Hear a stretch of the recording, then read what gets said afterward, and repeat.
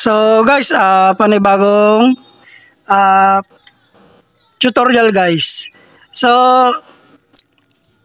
kung napapansin nyo guys, dito nakalagay yung kulan ng Honda Click. Bali kung tatanggalin nyo to guys, isang tornilyo lang ang tatanggalin nyo guys dito guys. Ito lang isang tornilyo. So tanggalin natin guys yung isang tornilyo.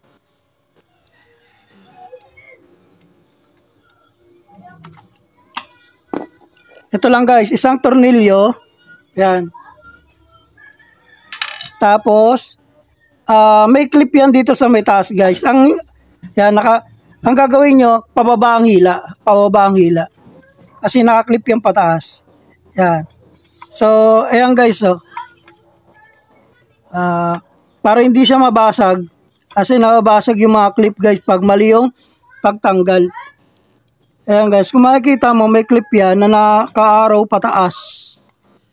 Ito, naka-arrow pataas. Kaya kung tatanggalin mo siya pababa, pababa yung hila, tapos hila palabas. Ayan guys.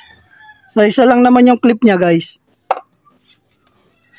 Bali, dito rin guys, dito nyo rin makikita. Ito, yung butas na yan guys. Ayan, yung butas na yan.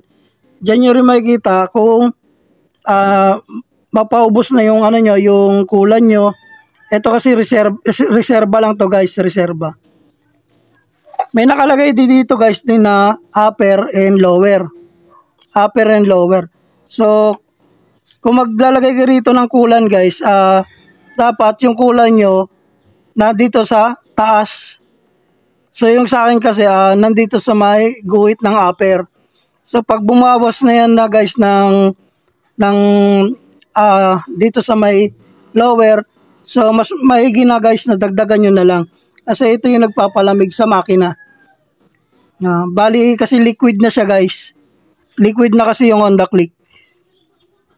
Tapos kung pwede nga ba yung iba't ibang kulan, kung idadagdag natin yung kulan dito na ibang kulay, pwede nga ba yun? Kasi nag-iba ako ng ibang kulay yung nilagay ko, tapos magpapalit ako ng ibang kulay, pero ito pa rin, dadagdagan ko lang. Pwede yun guys, pwede. Alam nyo kung bakit pwede yun guys? Ang kukunin yung kulan, yung ready to use.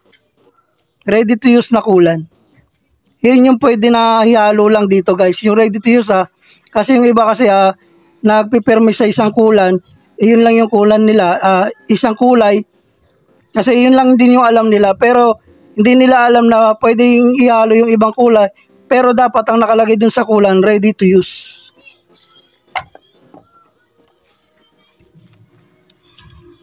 Kaya naulitin ko guys, mula rito sa may upper, dapat nandito lang siya sa may taas.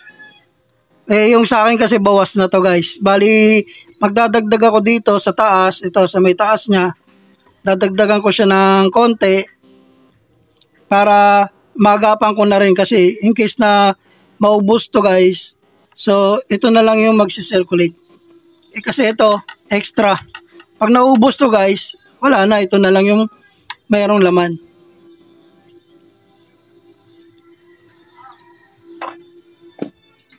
So, binaklas ko na rin kasi pinapalamig ko na rin. Bali, tatanggalin ko kasi yung ayan guys, natanggalin ko yung ano niya, TPS angle. Kakalibrate natin. Yung sensor, kakalibrate natin. Tapos, itong screw, yung daluyan ng hangin. So, ayusin na rin natin yan. Yan, kaya binaklas natin guys. So, pinapalamig ko pa guys eh. Yan. So, pag malamig na siya, babaklasin na natin. Para iwas na rin na bilog ng tornilyo.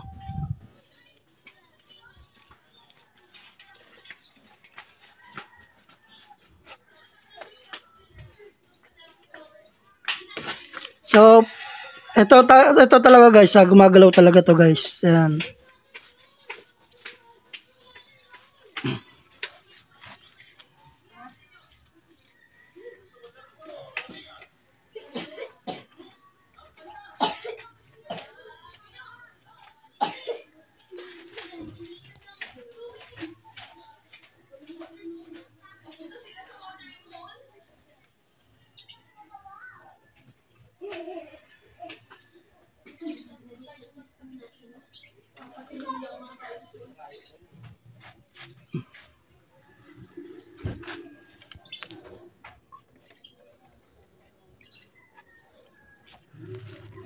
So guys, kung babaklasin nyo to guys, ito,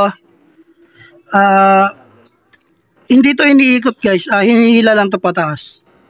So, kasi rubber lang to guys yung sa may taas. Itong lock niya, rubber lang. So, hilahin mo lang siya pataas. Ayan o.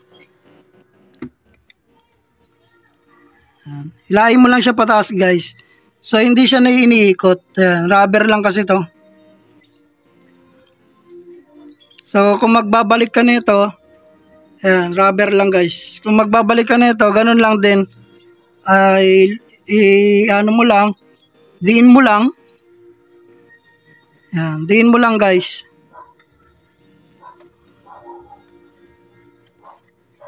Kailangan lumapat yung ano lumapat yung itong ano. Hindi pwede yun na i-bound mo lang siya. Kailangan pumasok siya rito sa may gilid-gilid niya guys. Ayan o. Ayan.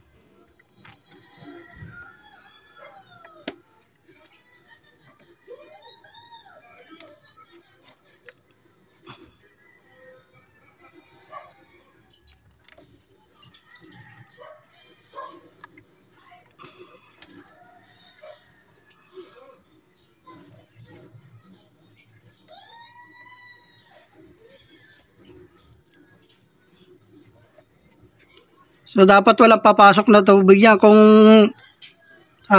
lulusong kayo sa baha, dapat lubog na lubog to guys. Dapat walang singaw yan.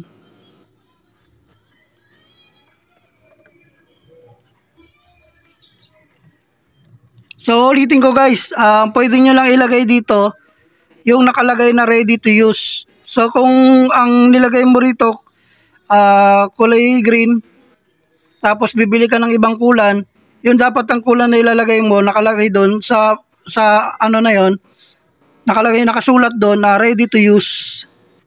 So pwede siya i-halo dito guys.